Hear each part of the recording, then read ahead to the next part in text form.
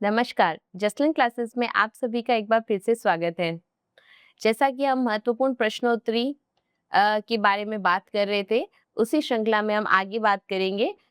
इससे पहले हमने क्वेश्चंस किए हैं, वो आप देख सकते हैं, काफ़ी अच्छा रिस्पॉन्स है।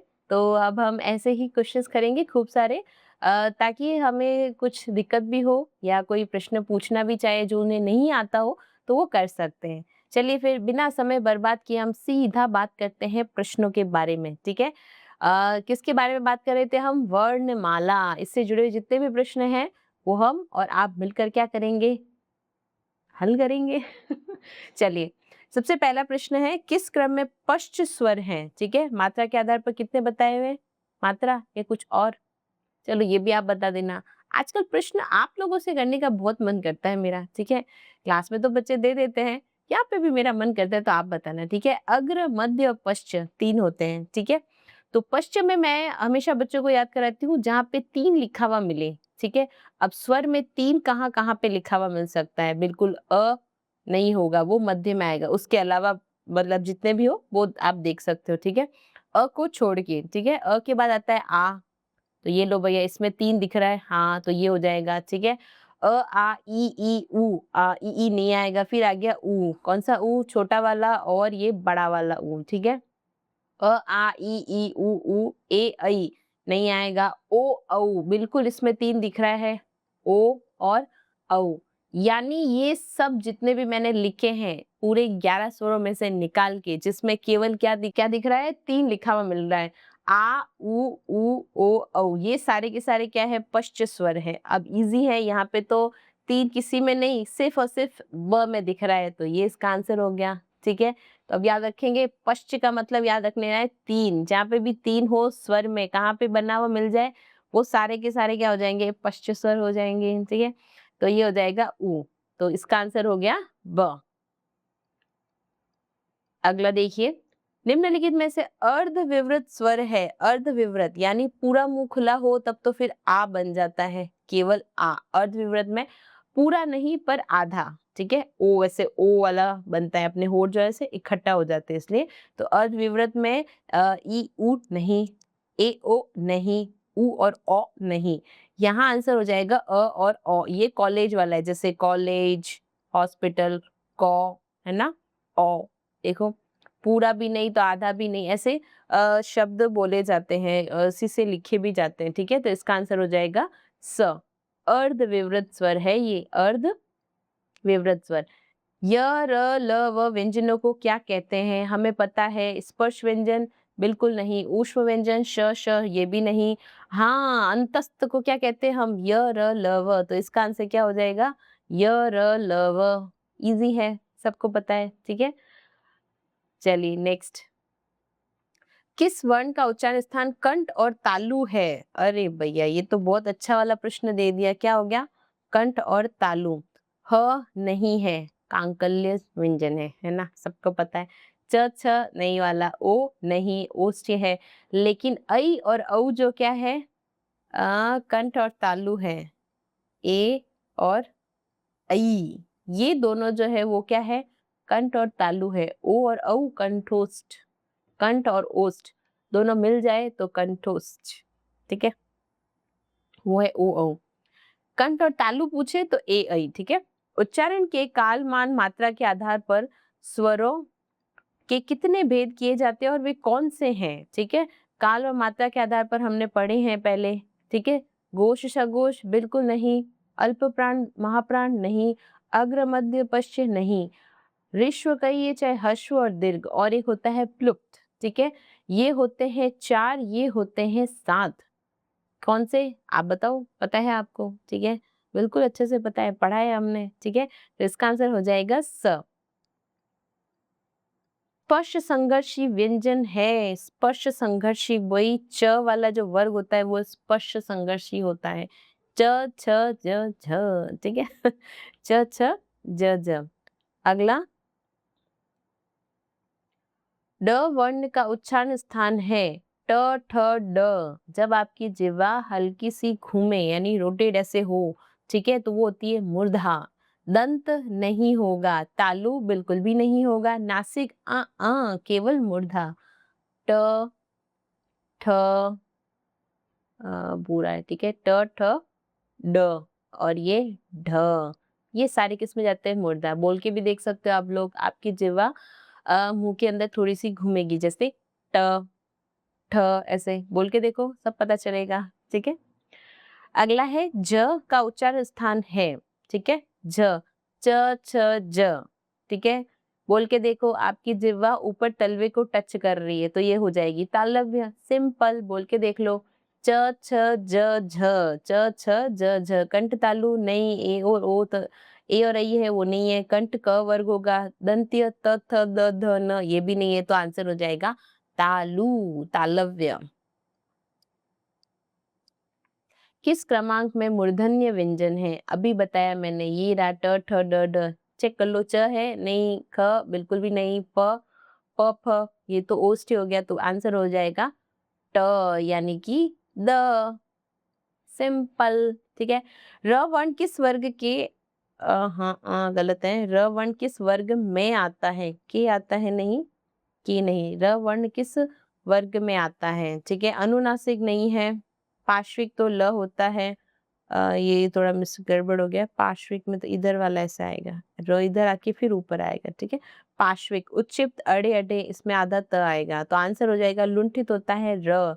लुटते कौन है? र ठीक है। ऐसे याद करने के, देखो याद करने का कोई तरीका नहीं है, सब बच्चे अपने अपने हिसाब से करते हैं। मुझे जो सही लगता है मैं बता देती हूँ। अक्सर तो बच्चे भी अलग से बता देते हैं, ऐसे ऐसे याद होता है। मैं भी सोचती हूँ हाँ लाइन तो बहुत अच्छी है, फटाफट से याद हो जाती है, ठीक है। तो कर सकते हैं, ऐसा कुछ नहीं है। इनमें से किस वर्ण का उच्चारण स्थान कंठोष्ठ है? यानी कंठ और ओष्ठ से मिलकर बना है, वो होता है कंठोष्ठ। कंठ प्लस ओष्ठ, ओष्ठ तो पता है, होठ भी ऐड हो उसमें, ठीक है, कंठ और ओष्ठ, ठीक है। ए ऐ तो कंठ और तालु है, तो ये अपने आप हो गए। ये पश्चिम में आता है, तो बचा क्या? ओ औ, ठीक है। ओ और औ कंठोष्ठ होते हैं, ठीक है। इसका आंसर हो जाएगा ब। हम्म। ट, ठ, श का उच्चारण स्थान है, सबको पता है, जिसमें जिह्वा क्या हो जाए हमारी, थोड़ी सी मुड़ी, यानी ऐसे घूम के ऊपर लगे, ठीक है। तो कंठ होगा नहीं, वत्स नहीं, ओष्ठ नहीं, वत्स कैसे दिए हैं, गलती से आ गया क्या? इसका आंसर होगा मूर्धा, ठीक है। अगला, किन ध्वनियों को अनुस्वार कहा जाता है? किस नहीं होगा, किन ध्वनियों को अनुस्वार कहा जाता है? व्यंजन के बाद आने वाली ध्वनियां नहीं, स्वर के साथ आने वाली ध्वनियां हाँ, स्वतंत्र रूप से उच्चारित वाली ध्वनियां नहीं, स्वर के बाद में आने वाली नासिक्य ध्वनियां, उन्हें हम क्या बोलते हैं? अनुस्वार कहते हैं दोस्तों, अनुस्वार कहते हैं, ठीक है। चलिए, अनुनासिक का संबंध होता है केवल नाक से नहीं, केवल मुख से नहीं, नाक और मुख दोनों से है, ठीक है। तो अनुनासिक का संबंध होता है नाक और मुख से, तो इसका आंसर हो जाएगा स। अच्छा लग रहा है ना, मजा आ रहा है, फटाफट से क्वेश्चंस करो। देखो थ्योरी तो हम कहते हैं ना इतनी ज्यादा पढ़ ले, मतलब सब सब्जेक्ट्स की हम पढ़ लेते हैं, नहीं करते हैं तो वो है हम प्रश्न उत्तर, ठीक है। तो ज्यादा से ज्यादा कीजिए, ऐसा मैं समझती हूँ, ठीक है। और एक्सपीरियंस है इसीलिए बोल रही हूँ। एग्जाम्स क्लियर हो रहे हैं, बहुत अच्छी बात है। देखते हैं हम आपके साथ कब शेयर करें। थ्योरी कम, क्वेश्चंस ज़्यादा कीजिए, बहुत फ़ायदा मिलता है, और स्पेशली पीवाईक्यू कीजिए। कोई भी एग्ज़ाम का दे रहे हो आप लोग, पीवाईक्यू मस्ट है। उससे एनालिसिस होता है कि हमें किस टाइप के क्वेश्चंस मिलेंगे और कैसे, और जिस हिसाब से क्वेश्चंस बन रहे हैं, मुझे नहीं लगता अब सीधा-सीधा प्रश्न पूछा जाता है। इससे अच्छा है कि उसको डिटेल में पढ़िए और नोट्स बनाइए और पीवाईक्यू लगाइए, बहुत फ़ायदा होगा, ठीक है। मैं तो करवा रही हूँ आपसे, और मैं खुद भी कर रही हूँ। तो चलिए देखते हैं कितना रिस्पॉन्स आता है, रिजल्ट अच्छा आएगा, ठीक है। अगला, ओ औ किस प्रकार के वर्ण है? हमें पता है, अभी हमने पढ़े थे, तालव्य है नहीं, मूर्धन्य है बिल्कुल भी नहीं, दंतोष्ठ्य, दंत और ओष्ठ से है नहीं, कंठोष्ठ्य है, अभी देखा था हमने, है ना। तो इसका आंसर हो जाएगा द। ये सारे प्रश्न भी पीवाईक्यू से ही जुड़े हुए हैं, इसीलिए आपको दिखाए जा रहे हैं ताकि आइडिया हो जाए कि कैसे हैं। ये बेसिक है, अगर ये याद है तो फिर तो कैसे भी घुमा के प्रश्न पूछे। कंठ और ओष्ठ का संबंध तो ओ औ से ही है ना, ऐसा ही पूछेंगे, उसको कितना ही घुमा लो। आपको तो पता है ना, कंठ और ओष्ठ से मिलकर दो ही बनते हैं, कौन से? ओ और औ, बस वही बात है।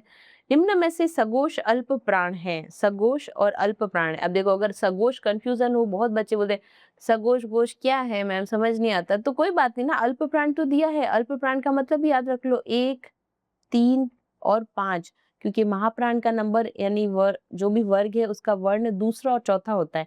यहाँ पे आप अल्प प्राण याद रख लो 1, 3 और 5 है ना। तो देख लो 1, 3, 5 में क्या आता है, क है, बिल्कुल है, लेकिन वो सगोश में नहीं आता, वो घोष में आएगा है ना। तो ये नहीं होगा, छ नहीं होगा, घ नहीं होगा, क्या होगा, द। 1, 3, 5 कैसे, त, थ, द, 3 नंबर पे आ गया। और वो किस में भी आता है, सघोष में भी आ जाएगा, तीसरा, चौथा, पांचवा, है ना।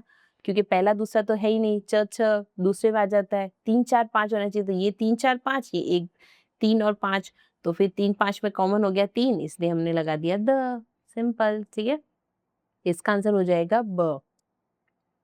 स्वर तंत्रों में कंपन के आधार पर हिंदी वर्णमाला में व्यंजनों के वर्ग बनते हैं, कितने बनते हैं, वर्ग बनते हैं, अघोष, सघोष, स्पर्श अंतस्थ नहीं, ऊष्म स्पर्श नहीं, अल्प प्राण महाप्राण नहीं, अघोष सघोष। कितनी ज्यादा मात्रा में बोलते हैं, है ना, कितना कम, ज्यादा बोला जाए कम बोला जाए, तो उसमें अघोष और सघोष होते हैं, तो इसका आंसर हो जाएगा स। ठीक है, नेक्स्ट, लास्ट, निम्नलिखित में से अयोगवाह किसे कहा गया है। बहुत अच्छा प्रश्न है, काफी बार आया है, तो आप ये याद रखिएगा, काफी बार आया है कि अयोगवाह किसे कहा जाता है। संयुक्त व्यंजन नहीं, घोष नहीं, महाप्राण नहीं, विसर्ग। और बहुत बार तो ऑप्शन में ऐसे ये ऐसे लिखा हुआ दे देते हैं, ये विसर्ग, तो ये आंसर होता है इसका। ठीक है, तो अयोगवाह किसे कहा गया है, विसर्ग को कहा गया है, आंसर हो जाएगा ब। किस व्यंजन के उच्चारण में जिह्वा तालु से नहीं टकराती है। अच्छा बताओ भैया, किससे नहीं टकराती है, ओ चल गया, किससे नहीं टकराती है, बताओ। च से बिल्कुल, य से बिल्कुल, श बिल्कुल, लेकिन घ से नहीं टकराती है, तो इसका आंसर क्या हो जाएगा, स। लास्ट, क ग ज फ ध्वनियाँ किसकी है। अरे ये तो हर किसी को पता है, ठीक है।